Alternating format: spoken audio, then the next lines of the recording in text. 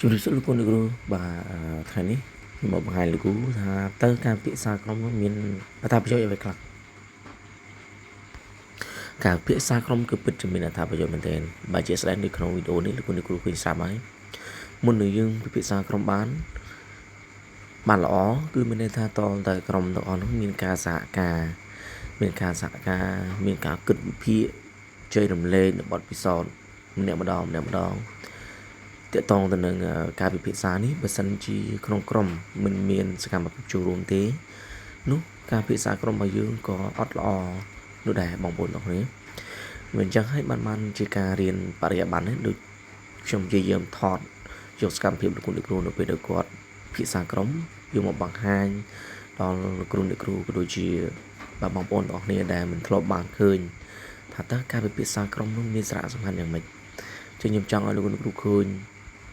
អំពីសកម្មភាពពិភាក្សាក្រុមរបស់លោកគ្រូដើម្បីឲ្យជាបទពិសោធន៍ក៏ដូចជាបងប្អូនដែលមិនធ្លាប់បានដឹងពីមុនឬក៏លោកគ្រូដែលមិនសូវបានមានសកម្មភាពចូលរួមឲ្យគាត់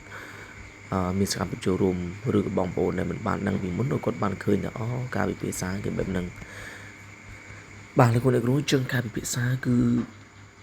ពិតជាល្អមែនទែនហើយបានដោះដូរនៅបទពិសោធន៍បាទនេះដោយលោកគ្រូពូលែនហ្នឹងបាទគាត់ប្រកែកំ pl ែងទេបើតែអសងមិននិយាយទេបាទនិយាយលេងទេបងប្អូនបាទអសងគាត់ស្អាតបាទដូចបងប្អូននៅស្រាប់ហើយថាដូចការពិភាក្សាទាំងមូលនេះ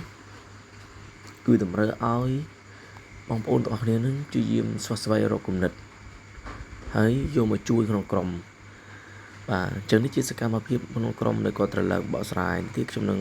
ឲ្យបងប្អូនបានស្ដាប់នៅការបកស្រាយក្នុងក្រុមនីមួយៗបន្ទាប់ពីគាត់បានពិភាក្សារួចអរគុណបាទតោះដើម្បីឲ្យសិស្សណាម្នាក់អាចបន្តដំណើរទៅមុខបានដោយរលូននិងមានភាពងាយស្រួលបាទជាឧទាហរណ៍សិស្សម្នាក់ពិការជើងมันអាចទៅ5ទី1សម្រាប់បង្ហាញពីចំនួនទី3ពីពណ៌នាមឧទាហរណ៍មួយពីរបៀបនៃការជួយជោគជ័យអញ្ចឹងដើម្បីជួយជោគជ័យសិស្សយើងមានចំនួន3ចំណុចជាឧទាហរណ៍មួយដោយប្រើចំណេះដឹងដែលគាត់មានស្រាប់យើងត្រូវមានការជួយជំរុញទឹកចិត្តរំលឹកគាត់3ទី4សូមដល់ស្រាយលើទី2បាទតើការជួយជំរុញ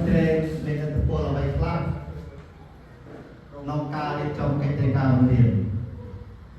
ការជួយជំរុញមានឥទ្ធិពលក្នុងការរៀបចំកិច្ចការបង្រៀនបាទបងប្អូនបន្ទាប់ពីការស្ដាប់ការបកស្រាយដោយសារខ្ញុំបានថតបានពេញទេទៅនឹងការបកស្រាយដោយសារគាត់បកស្រាយយូរពេកបាទមានការលំអិតលំអន់អញ្ចឹងណាលោកគ្រូឥឡូវនេះសកម្មភាពចែកក្រុមបន្តទៀតលោកគ្រូជើងសកម្មភាពក្រុមគឺមួយគឺគាត់ស្វះស្វែងមែនទែនដើម្បីរកចម្លើយបាទអញ្ចឹងលោកគ្រូក៏ដូចជាបងប្អូនដែលមិនបានដឹងពីការពិភាក្សាបាទសូមមើលវីដេអូនេះគឺត្រូវហើយបាទឬក៏លោកគ្រូដែលមិនសូវមានសកម្មភាពអីលោកគ្រូបាទខ្ញុំចង់លោកគ្រូចូលរួមសកម្មភាពភាសាក្រុមដើម្បីឲ្យបានបន្ទិញបន្តិបល់បាទអញ្ចឹងស្ដាប់សម្ដីលោកគ្រូប៉ូលីនគាត់និយាយកំ pl ែងផងបកស្រាយផងបាទហើយអសលោកគ្រូនោះបាទប្រចិត្តចង់នោះគឺស្អាតណាបាទលោកគ្រូទីទៀតសម្រាប់ក្រុមភាសានេះគឺខ្ញុំអត់បានថតពីសកម្មភាពការឡើងបង្ហាញទេដោយសារខ្ញុំថតសកម្មភាពមុនហើយបាទទីទៀតនេះគឺមានការកំប្លែងជូនពីក្រុមគ្រូបង្រៀនដែលគាត់សកម្មភាពក្រុមហ្នឹងគឺអត់បានធ្វើតាមពិតទៅសកម្មភាពក្រុមមុនទេប៉ុន្តែក្រុមនេះគាត់ធ្វើប៉ុន្តែខ្ញុំចង់ឲ្យគាត់ដាក់trongវីដេអូឲ្យមានការសើចសប្បាយបន្តិចជាមួយនឹងការសម្ដែងធ្វើជាស្វាបាទក្រុមទី1បាទលោកគ្រូទីទៀតលោកគ្រូនឹកឃើញថាក្រុមទី1ហ្នឹងសម្ដែងធ្វើជាស្វាបាទអរគុណ